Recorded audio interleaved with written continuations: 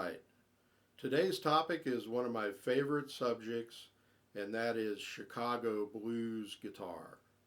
And I want to talk about two great early Chicago blues artists.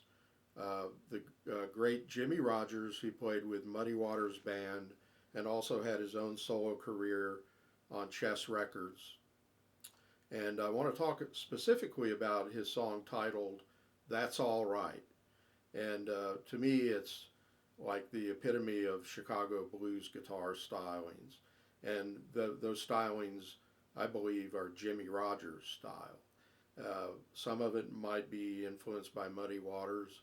They both played together from the early 40s, and they're both credited for recording the first electric blues guitar recordings. And this song, That's All Right, was recorded at Chess Studios at the end of a Muddy Waters session. And I'm just guessing they had some extra time for Jimmy Rogers to do one or two of his own songs. And I believe this was a big hit for him around 1950. And I want to compare that with a song recorded 18 years later at Delmark Recording Studio, and it was the first track of the great Magic Sam's West Side Soul album. Um, and on this particular song, it's Sweet Home Chicago, and it's really, I think, my all-time favorite version of Sweet Home Chicago. There's so many people who have recorded that song. I'm almost sick of it, but I'm never sick of hearing Magic Sam's version. His vocals are tremendous, and his energy and his intensity is just unmatched to me. But the guitar style, to me, is pretty directly from the Jimmy Rogers That's All Right. And whether Magic Sam copied Jimmy Rogers note for note from the record, I don't know. And it's very possible. I mean, this was 18 years later, and in that it might have been an early bread and butter style that he learned from someone else who was versed in the Jimmy Rogers style of playing. I don't know, but it sounds pretty much like Jimmy Rogers. I always say Jimmy Rogers sped up. So I'm going to start. I'm going to play on my El Capitan guitar. It's Supro, a Supro guitar, and it's early guitar, maybe late 50s or early 60s. I think it's 50s, but a friend of mine in New Orleans who's a harmonica player who doesn't play guitar, he didn't need this guitar, and he had traded a lap steel for it, I believe, and he asked if I was interested, and I'm glad I bought it because I love it. It's a great guitar, especially for solo blues. I don't really use it in a band much, but I like it for solo, just me and a guitar, almost better than an electric acoustic because it's got a nice pickup, a nice sounding pickup. But anyway, I'm going to use my index fingernail as a pick sometimes. And I want to mention that both Jimmy Rogers and Magic Sam were thumb and fingers guys, like thumb and index and middle fingers rather than a pick. I think Magic Sam sometimes used a pick. And but anyway, listen to, I'm just going to use my fingernail, and sometimes I'll use thumb index, just whatever I feel like doing at the moment. I'm not really trying to pluck authentically so much, but I'm trying to get pretty much into the style. Now, the way both of them play B7 chords, you have to use thumb and two fingers because you're hitting the bass note and the first two strings or the second and third strings. So it's kind of a hybrid finger picking style. You could possibly do it with a flat pick and the the middle and ring finger, like a lot of country pickers do. And I've done it that way as well. But anyway, I'm going to start with That's All Right. And I want to show you the tablatures a little bit. Here's it's a handwritten tablature that I wrote out in the mid or late 80s. And I did it for my own study and also for my students to study the Chicago blues styles. And here, That's All Right. And here's the first page of Sweet Home Chicago, written out with uh, triplet and shuffle rhythms, all meticulously written by myself. And the Jimmy Rogers is 2 pages, and the Magic Sam is 3 pages. And in the verse of the Jimmy Rogers, I took fill-in licks from 2 or 3 of the vocal verses and picked my favorite ones to just make a one verse. And so I'm kind of condensing it a little bit. I didn't write out the whole song from measure one to the end. But I'm going to go ahead and play it and enjoy. So Jimmy Rogers, That's All Right.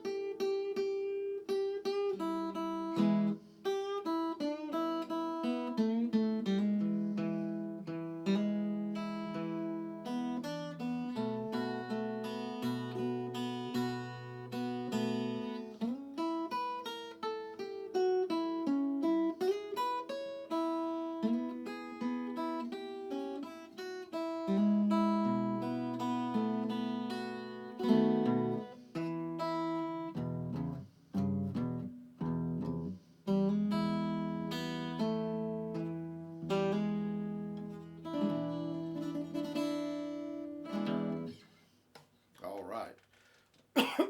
Excuse me, a little cough here, but now I'm going to do I want to talk about the style a little bit.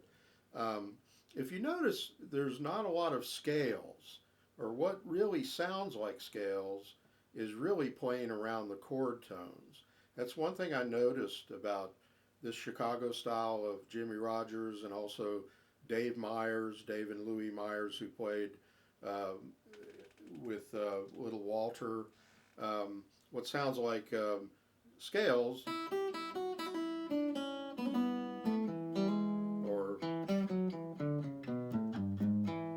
is really playing around the chord tones. Um, the first opening train whistle sounds, I assume, is kind of imitating a harmonica in a train whistle Doppler effect kind of thing. And then he does a B7 chord, pretty obvious. And then he plays kind of outlines the A7 triad and goes to the ninth, the flat ninth, the root, the 7, 6, 5, 3, 5. So it's all chord tones, but passing tones, and it sounds like a scale, doesn't it?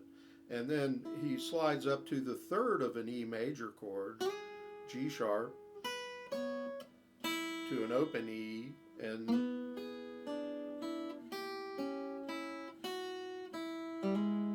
then he's moving this D7 shape, which is E7 here, and then E flat 7, D7.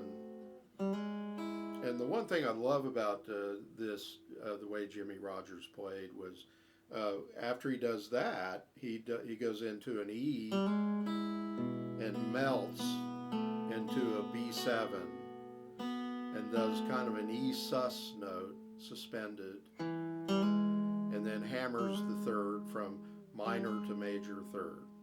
And then instead of just doing the typical, he adds a third fret. He may not do that every time. I did it every time, but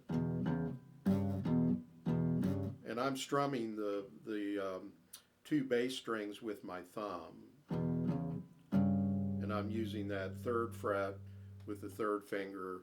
So I'm going 2, 4, 3, 0, 4, and I'm keeping the 4 on when I play the third fret. So, and then he kind of hits the open E, and I added a kind of a hammered third sometimes, you know, to fill it in a little bit. On the recording, it's so faint, it's hard to hear exactly what he's doing all the time. So anyway, and then later on he hits like a blatant E chord fifth, and he's blending the B7 with an E bass notes. So it's like, so that low E is ringing through the B7, but he never really hits the D sharp, so it doesn't really clash with a D sharp. And it's kind of like a hybrid, again, it's hybrid E7 suspended with B7. Just really, that's really struck me as a wonderful thing, the way it's hard to tell when his B7 ends and his E7 begins, you know. So anyway, I'm going to go ahead and do the Magic Sam. Hopefully I won't mess it up and have to do the video over again. So it's hard to do both of these perfect, and I haven't played them in a while. I did practice them a little bit, but we'll see how it goes, okay? So, Magic Sam, Sweet Home Chicago.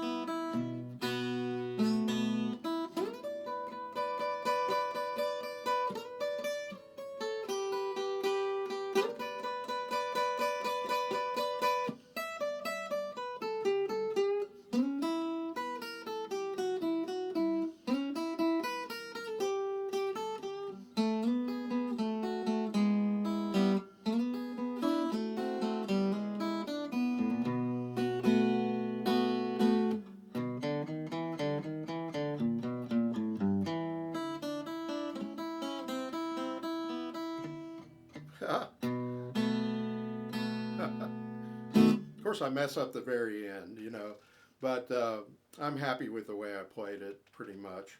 It's not up to speed. It's probably a step down in speed that Magic Sam did. But um, notice, right away, it's like he starts with what was the solo of Jimmy Rogers, slower, and he's doing, and I'm doing this kind of flattened third finger, and I'm getting kind of a ninth.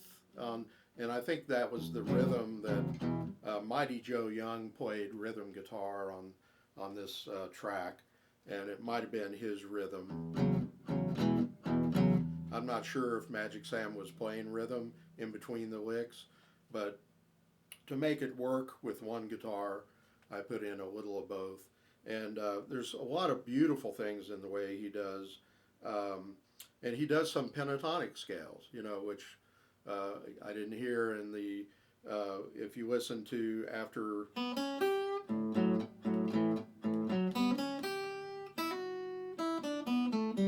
that's just a perfect E minor pentatonic scale. And it goes right back into another pentatonic lick.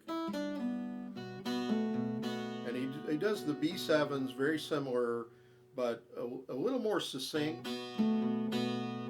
So he's hitting the fifth string and the first two strings together without rolling them, just really succinct. And that's wonderful about this, the way he does his B7s. He doesn't blend them into the E chord like as smoothly as Jimmy Rogers did. And he doesn't do that kind of thing. But it's very much rooted in Jimmy Rogers style Chicago blues, I believe. And correct me if I'm wrong. Maybe somebody else did it first, but I think it's Jimmy Rogers all the way. And so anyway, and another thing he does, like after when he goes into the solo, which starts with these D7 shape, 1, 3, 4, 1, 2, 3, 4, 1,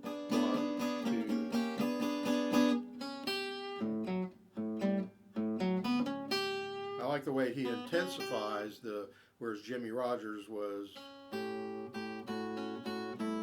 more finger picking. Magic Sam's it's almost like a chicken picking kind of thing, right? And then he does a really cool thing the second time. So there he's kind of blending into an E7.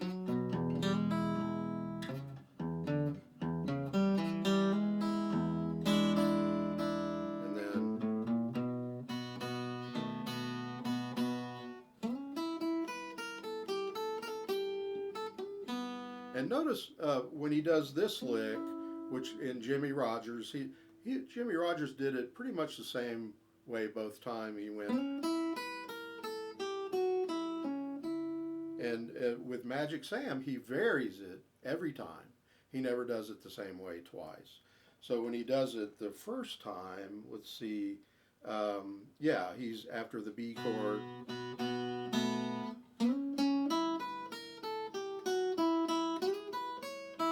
And that's pretty close to Jimmy Rogers.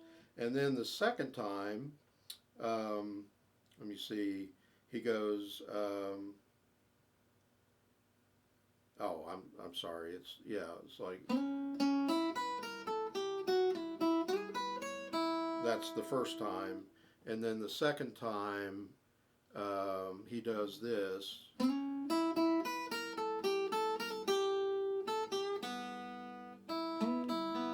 Does the wind down just on the first two strings, but he does a different thing around the A7, the 5th fret A7 chord, and he goes 5, 5, 7, 6, 5, 8, and he does, Jimmy Rogers did that 8th fret blue note, which is the same as the 3rd fret, or where it's the 8th fret of that train whistle sound. Jimmy Rogers did that 8th fret of the 2nd string, and Magic Sam does it too. And then the third time he does, it's like this. Wait a minute.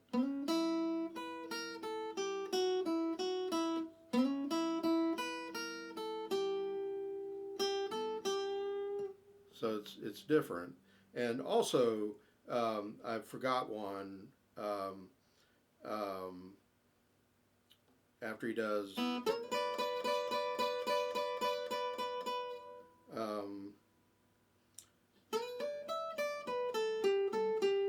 then he does this, which is beautiful, wonderful.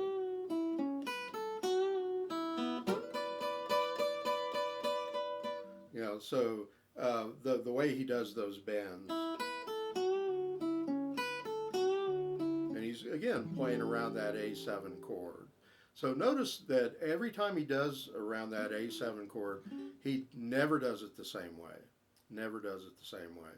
And I've always maintained that that's a sign of a true blues artist, is to do a similar sounding lick where it sounds, like in a style that's very kind of standard style, but never really repeating themselves exactly. And that's a wonderful thing about this style and the way Magic Sam does it. So you could tell he really had those licks down, the way he plays them really fast. Sometimes I'm doing them with just upstrokes with my index. I'm not sure how he did it, but sometimes I like to do that, and sometimes I'll do it like sort of flat picking style, you know. But I did this song for many years on stage, and I didn't really copy note for note the Magic Sam licks, but I did it sort of my own way, and probably I didn't vary it as much as Magic Sam did. But hopefully you'll see the similarities in these styles, and hope you enjoyed this video. It's one I've wanted to do for a long time. I mean, before I even did videos like this, I was thinking, I wonder if anybody else has noticed, how Sweet Home Chicago Magic Sam sounds so much like Jimmy Rogers' That's All Right. And I'm sure other people have noticed that, but I have never heard anybody discuss it before.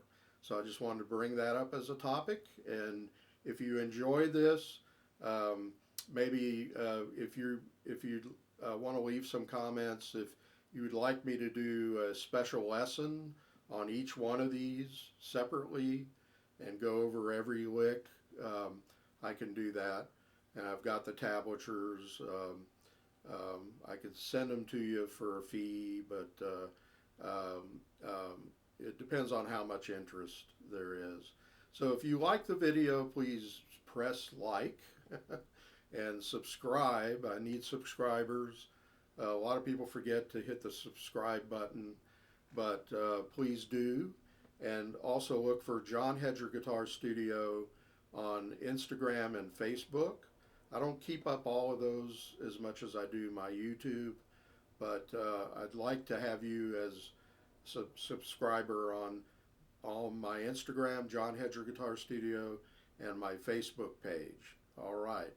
So enjoy and play the blues, all right? Play the blues as you choose, as Michael Bloomfield would say, right?